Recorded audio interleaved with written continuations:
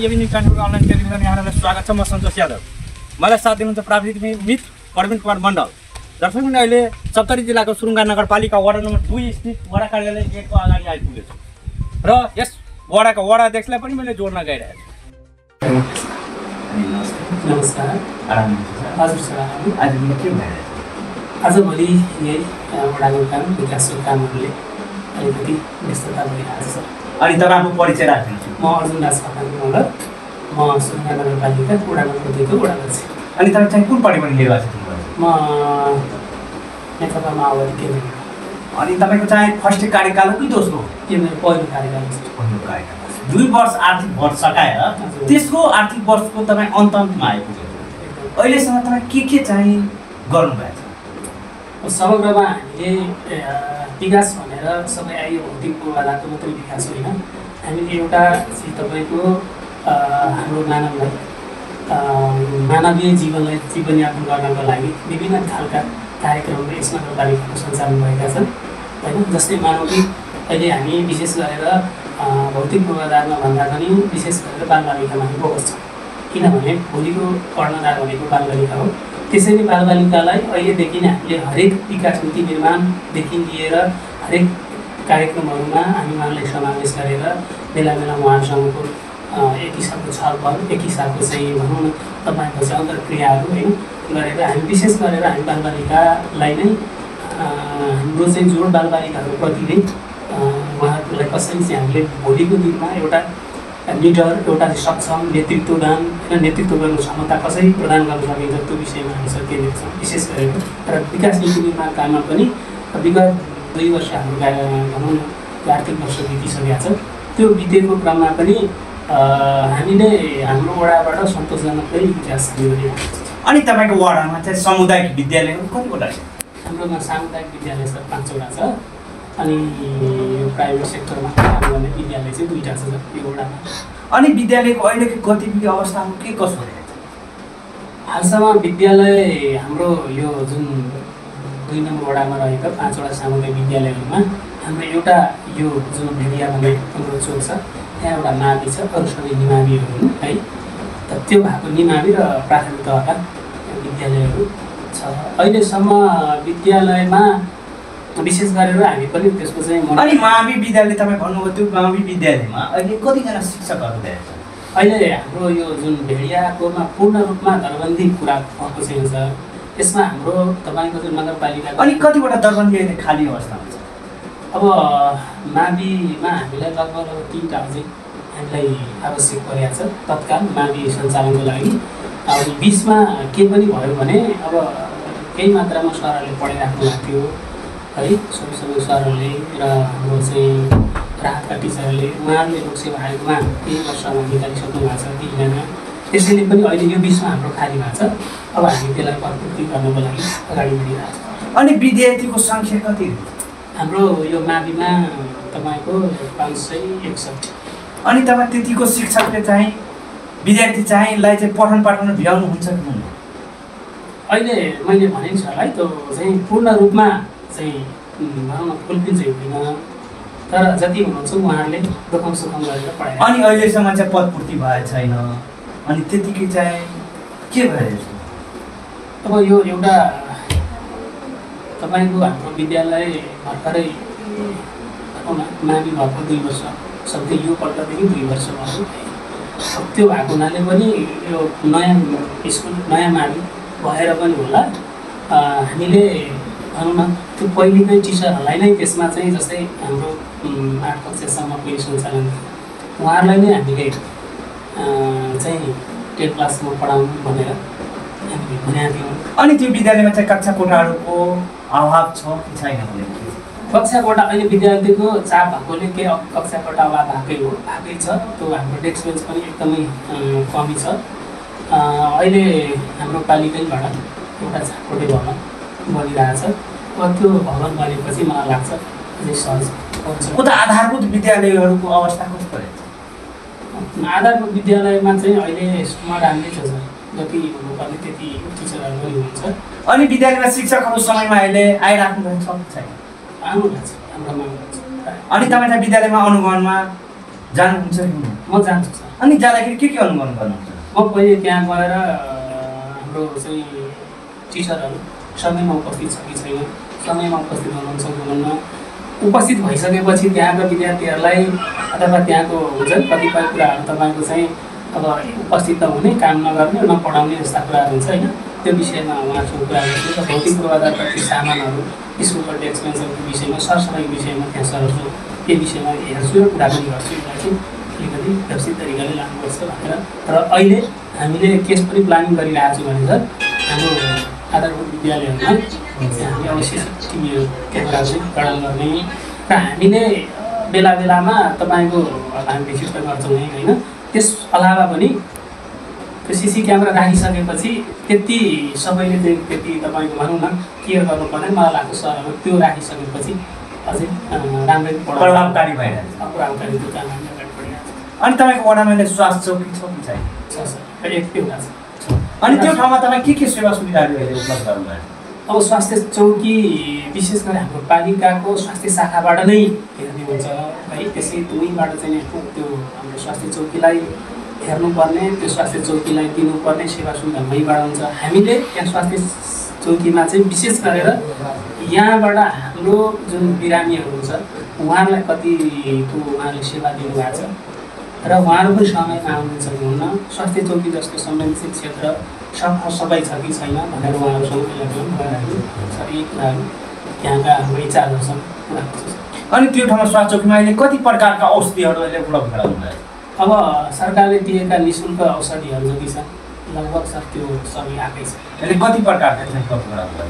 अब प्रकार भन्नाले त अब ठ्याक्कै तपाईँको मलाई पनि यकिन छैन, किनभने अब बेला बेलामा रोगहरूको चाप बढिरहेको छ होइन। त्यो हिसाबले पनि तपाईँको चाहिँ अब कुन कुन औषधि आउँछ भन्ने कुरो मेडिसिन होइन। त्यसैले मलाई लाग्छ सरकारले दिएका निःशुल्क औषधिहरू जति निःशुल्क औषधिलाई दिनुपर्ने होइन त निःशुल्क भन्दाखेरि नेपाल सरकारबाट त 58 प्रकारका रहेछ। तर स्थानीय सरकारले अहिलेसम्म तपाईँ कतिको चाहिँ प्रकारका औषधिहरू उपलब्ध गराउनु भएको छ? त्यही त मैले यो कुराहरूलाई अब मैले भने नि मैले त्यो सबै डेटा हेरेको छुइनँ। यो पालिकाको स्वास्थ्य शाखाले नै हेर्ने हुन्छ कि यसको कति प्रकारको दिएको छ भन्ने कुरा। अब हामीले विशेष गरी हेर्ने हो भने चाहिँ त्यहाँ स्वास्थ्य शाखामा कर्मचारी आउनुभयो भएन, अनि त्यहाँबाट कर्मचारी आएकोले हाम्रो यो वडाका चाहिँ जनताहरूलाई सेवा दिएको छ छैन, प्राथमिक उपचार गर्नु भएको छैन। र यदि भएको छैन भने उहाँहरूले जे जसरी चाहिँ तपाईँ हामीले क्लेम गर्नुहुन्छ कि डक्टर छैन कि हामीले चाहिँ तपाईँको यो भनौँ न उपचार पाइन्न भन्ने खालको गुनासो ल्याउनुहुन्छ, त्यतिखेर चाहिँ हामी उहाँहरूलाई गएर भन्छौँ यो काम चाहिँ तपाईँहरूले रोकिदिनु भएन, गुनासो उठाउनु भएन, यो तपाईँहरूले जुन गर्नुपर्ने कामहरू चाहिँ गर्नुपर्छ भन्ने सर। उता सडक सञ्जालतिर के गर्नुभयो? सडक सञ्जालतिर सर हाम्रो यो 2 नम्बरमा खास तपाईँको भन्यो भने यो सगरमाथा राजमार्ग भन्दा अथवा गाईघाट जाने सडक भन्दा एक पिच हाम्रो यो वडामा खासै भएको छैन सर। एउटै कालो पत्रे भनेको सडक भनेको यही पर्छ। अनि त्यो कालो पत्र अहिले कति किलोमिटरसम्म भएको छ सर? हाम्रो वडामा अहिले भएको छ। अनि पक्की चाहिँ आरसिसी ढलानहरू भएको छ? आरसिसी ढलानहरू चाहिँ हाम्रै कार्यकालमा आइकन है हामी निर्वाचित भइसकेपछि हामीले सुरु गरेका छौँ सर। यो आरसिसी गर्ने, पिसिसी गर्ने, सडक ढलान गर्ने कार्यहरू लगभग यो गत वर्ष यो वर्ष गरेर हामीले 750 समथिङ किलोमिटर चाहिँ पिसिसी ढलान गरिसक्यौँ। उता युवाहरू पढे लेखेर अहिले धेरै कुलतिर लागेका छन्, यसलाई चाहिँ न्यूनीकरण चाहिँ कसरी गर्ने? यो विषयमा हामीले इलाका प्रहरी कार्यालय भेडियासँग बसेर जति पनि हाम्रो वडामा अथवा हाम्रो नगरमा जति पनि कुलतमा लागेर जति हाम्रो बच्चाहरू आफ्नो भाइ बहिनीहरू पनि बिग्रिराख्नु भएको छ त्यो विषयमा प्रशिक्षण कार्यक्रमहरू गर्नुपर्छ।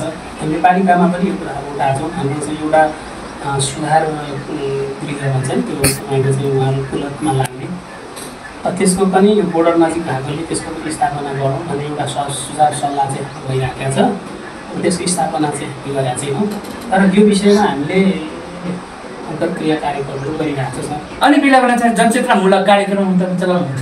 अनि जनचेतनामूलक चलाएको छ हामीले पनि छुट्टै गर्छौँ। अनि हाम्रो जुन वडामा बाल सञ्जालहरू छ त्यो बाल सञ्जालको मार्फतबाट पनि बालकोटको मार्फतबाट पनि हाम्रो कामहरू र प्रहरीहरूसँग पनि बसेर साझेदारी कार्यक्रमहरू यो गर्नुहुँदै यो चाहिँ भनौँ न कुलतले भोलि हाम्रो भविष्य बिगार्छ। त्यतिकै नै अहिलेको युवाहरू चाहिँ बेरोजगार हुनुहुन्छ, उहाँले चाहिँ अहिले कुनै सिपमूलक कार्यहरू तपाईँ चलाउनु भएको छ? नगरपालिकाबाट नगरपालिका समितिबाट हामीले धेरैभन्दा पनि अब धेरै चाहिँ होइन सर है।